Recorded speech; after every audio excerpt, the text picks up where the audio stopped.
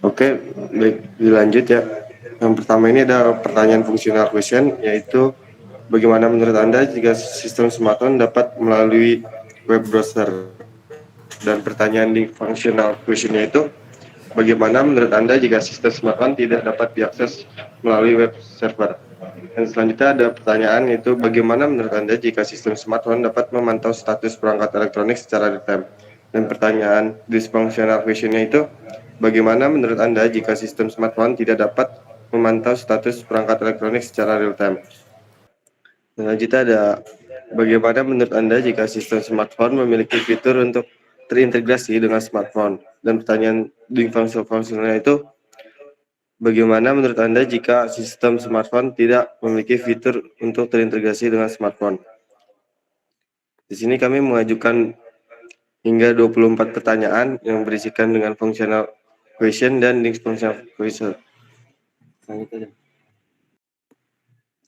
Untuk hasil dari pertanyaan ini, kita mengambil sampel yaitu sebanyak 61 sampel, di mana untuk hasilnya dapat kita lihat pada tabel berikut. Oke, next.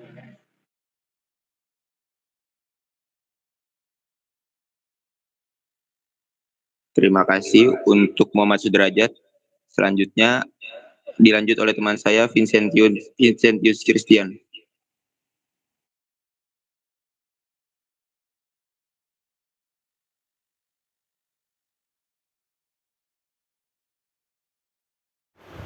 Baik, selanjutnya yaitu rekap hasil olah data responden.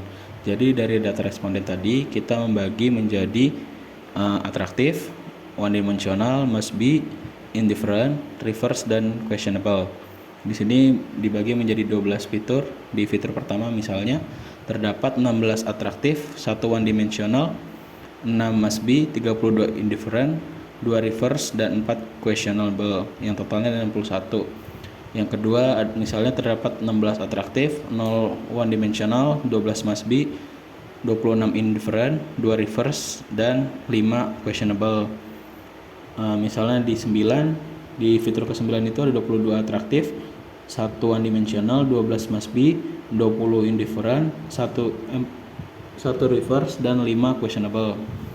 Selanjutnya hingga 12 fitur tersebut hingga totalnya 61.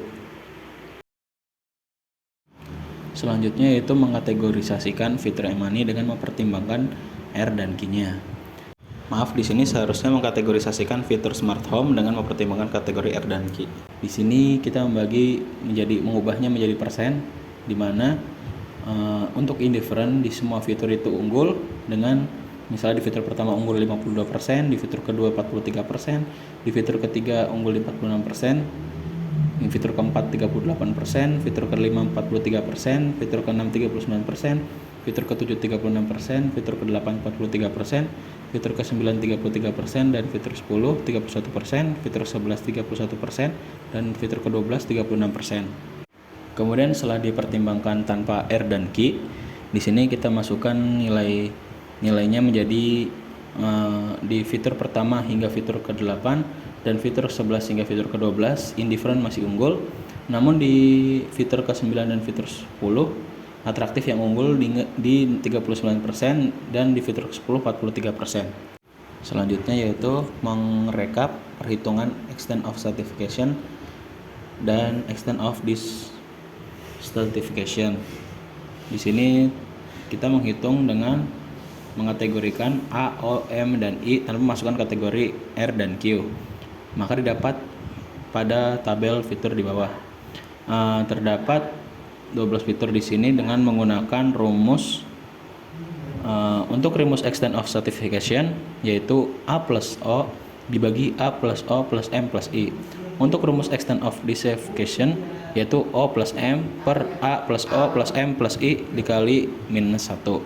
Sehingga didapat yaitu untuk fitur pertama yaitu extent of certification 0,30 dan extent of discertification-nya 0,15. Terus yang fitur kedua 0,30 dan 0,23, fitur ketiga 0,28 dan 0,26, fitur keempat 0,23 dan 0,41, fitur kelima 0,3 dan 0,25, fitur keenam 0,28 dan 0,3, fitur ke-7 0,3 dan 0,31, fitur ke-8 0,18 dan 0,41, fitur ke-9 0,44 dan 0,25, fitur ke-10 0,35 dan 0,31, fitur ke-11 0,33 dan 0,31, dan fitur ke-12 extent of certification-nya 0,30 dan extent of specification-nya 0,34. Untuk selanjutnya akan dijelaskan oleh Agus. Maaf, di sini seharusnya grafik pemetaan fitur smart home. Baik, terima kasih kepada Mas Vito. Baik, berikutnya merupakan pemetaan dari hasil responden.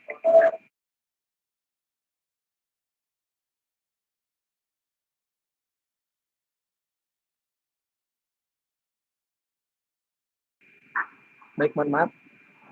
Dilanjut, berikutnya adalah merupakan grafik pemetaan fitur e-money yang telah diolah oleh software SPSS. Pada grafik pemetaan menunjukkan bahwa hasil rata-rata jawaban daripada responden menunjukkan indifferent, di mana indifferent ini merupakan satu kategori yang dapat menunjukkan penilaian yang tidak baik ataupun buruk. Artinya ketika ada fitur yang ada pada sistem smartphone berbasis web server ini, maka kebanyakan terdapat fitur-fitur yang memang tidak berpengaruh terhadap kepuasan pelanggan maupun kepuasan pelanggan. Next. Dari hasil pengelompokan kategori, di mana pada bab sebelumnya atau yang telah dijelaskan sebelumnya dari hasil survei menunjukkan bahwasannya dari ke-12 fitur smartphone terdapat 10 fitur yang termasuk ke dalam kategori indifferent, yaitu fitur-fitur pada nomor 1, 2, 3, 4, 5, 6, 7, 8, 11, dan 12. Dan terdapat 2 fitur yang termasuk ke dalam kategori atraktif. Artinya, dalam hal ini, dari ke-10 fitur ini termasuk indifferent, tidak menyebabkan ketidakpuasan ataupun tidak mempengaruhi kepuasan maupun ketidakpuasan customer terhadap fitur-fitur tersebut. Artinya, ketika ada fitur tersebut, hanya dapat membuang biaya saja. Atau dalam hal ini, timbal balik atau feedback yang baik terhadap kepuasan pelanggan lebih baik ditingkatkan kembali dalam fitur-fitur lainnya. Next. Nah, sedangkan pada fitur ke-9 dan 10 termasuk ke dalam kategori atraktif.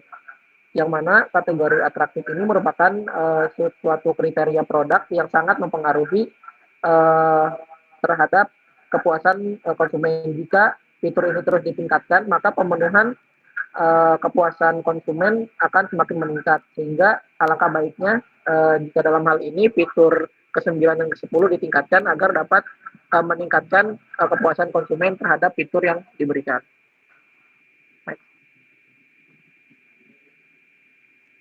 Next. Berikutnya yaitu kesimpulan. Dari hasil pembahasan maupun analisis yang telah kami lakukan bersama dengan kelompok, terdapat 2 kesimpulan penting. Yang pertama yaitu terdapat 2 fitur smartphone yang sangat memiliki pengaruh besar terhadap kepuasan konsumen, yaitu yang tadi fitur ke-9 dan ke-10 yang mana termasuk ke dalam kategori atraktif.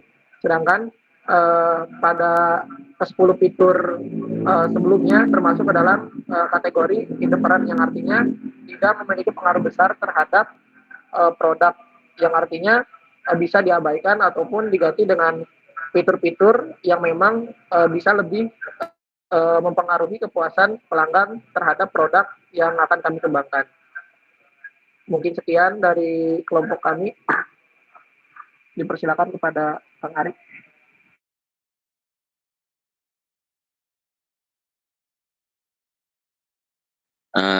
Terima kasih Mas Agus. Sekian dari kelompok kami. Apakah teman-teman ada yang mau bertanya?